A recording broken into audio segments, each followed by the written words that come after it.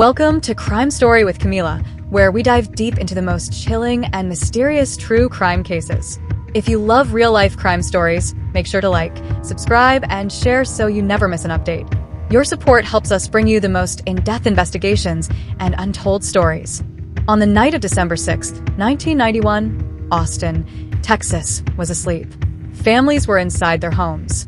Televisions glowed softly in living rooms. Teenagers were finishing homework, laughing on the phone, planning the weekend. It was a city that still believed bad things happened somewhere else. But just before midnight, that belief was about to die. In a small frozen yogurt shop tucked into a suburban shopping center, 4 teenage girls were finishing a routine closing shift. They were laughing.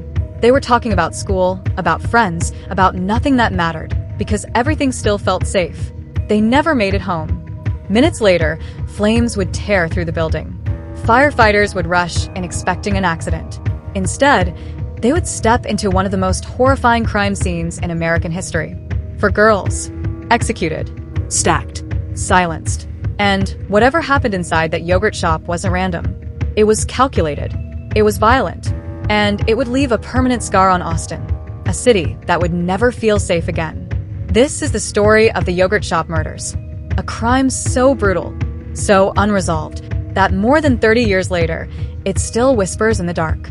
Before they became headlines, before they became evidence, they were just girls. Eliza Thomas was 17 years old, quiet, creative, thoughtful.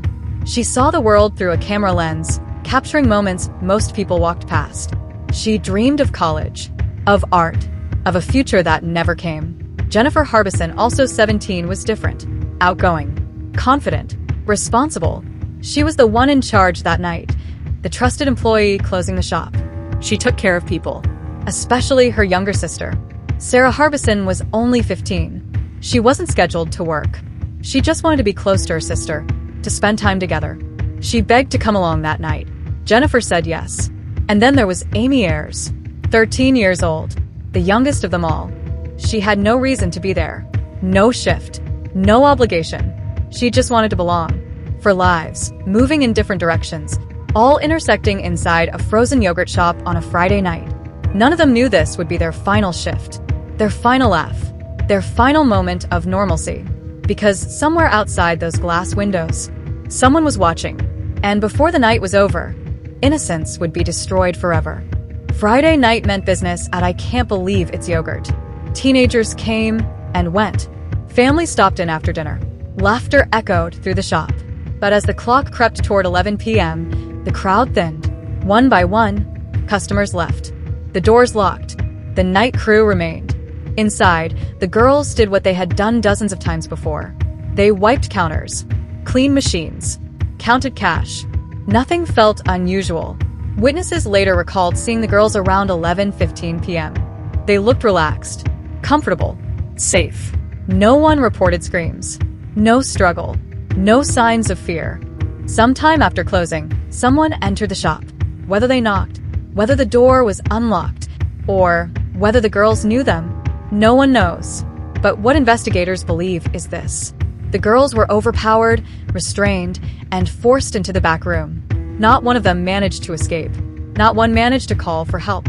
By 11:30 p.m., the night outside was still quiet. Then the smell of smoke drifted through the neighborhood. At first, people ignored it, until flames appeared behind the glass, and the fire department was called.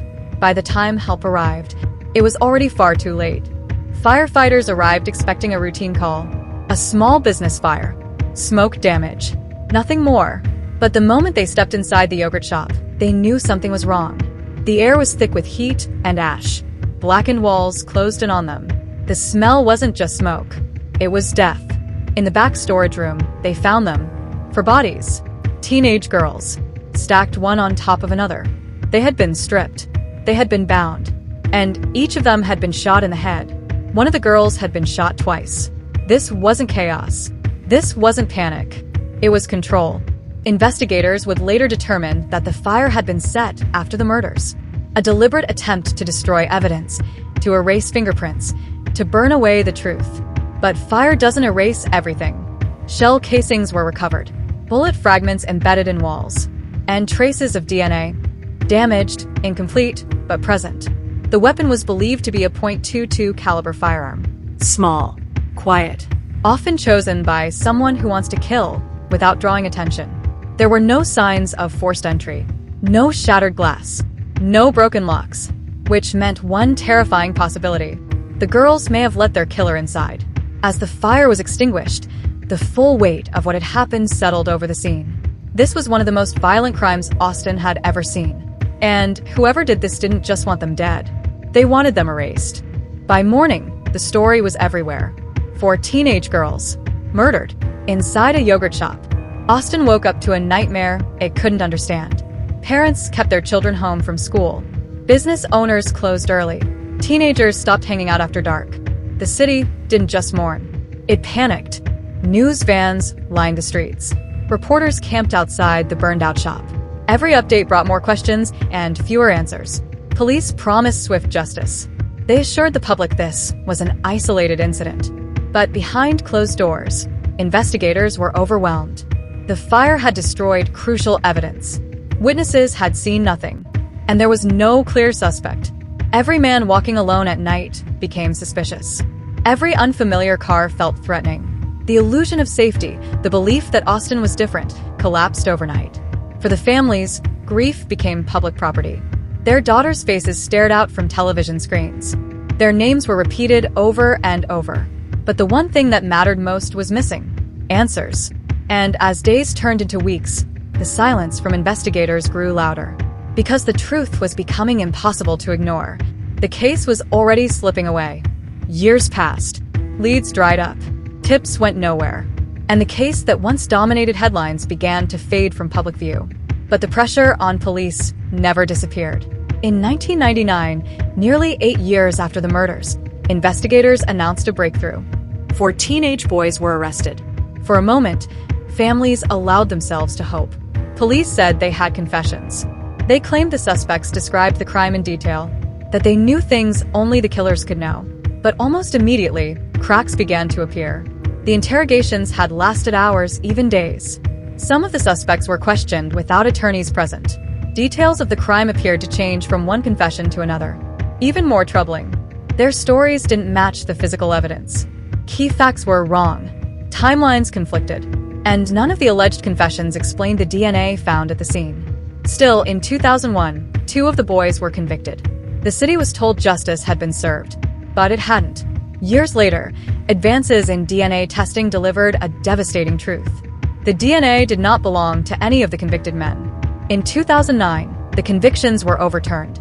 The men walked free, and the families were forced to relive the nightmare all over again. Because now, not only were the killers still out there, but the investigation itself had become part of the tragedy. After the overturned convictions, investigators turned to science for answers. DNA, once damaged by fire, was tested again using modern techniques.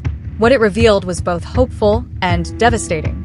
The genetic material recovered from the scene belonged to unknown males. Plural. More than one contributor. That discovery confirmed what many had long suspected.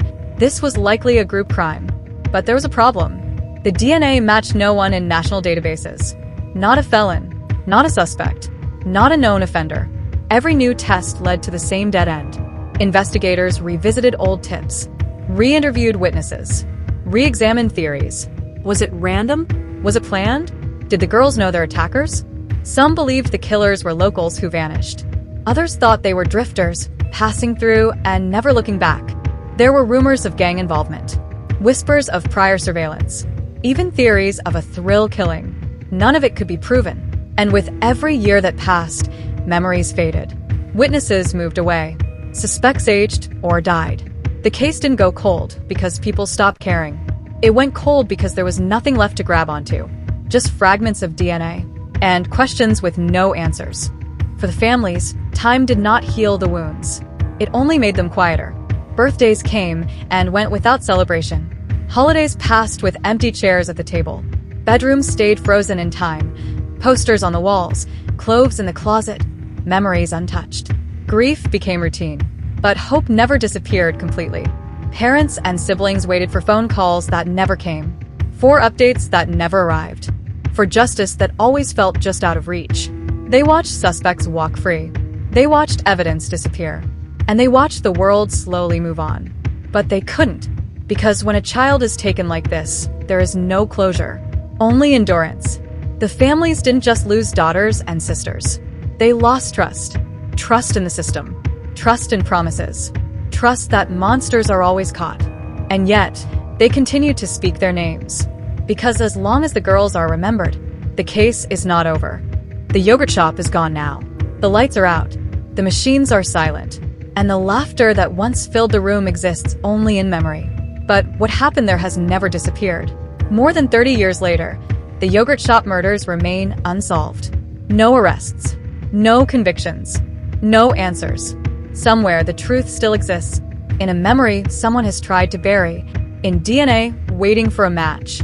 Or in the conscience of someone who has lived free for decades. This case is not just about what happened that night. It's about what didn't happen afterward. Justice was delayed. Mistakes were made. And 4 girls were left without a voice. But as long as their names are spoken, as long as their story is told, this case refuses to die. Because evil thrives in silence. And silence is the one thing these girls were never meant to become. Thanks for watching. For more interesting videos, please subscribe.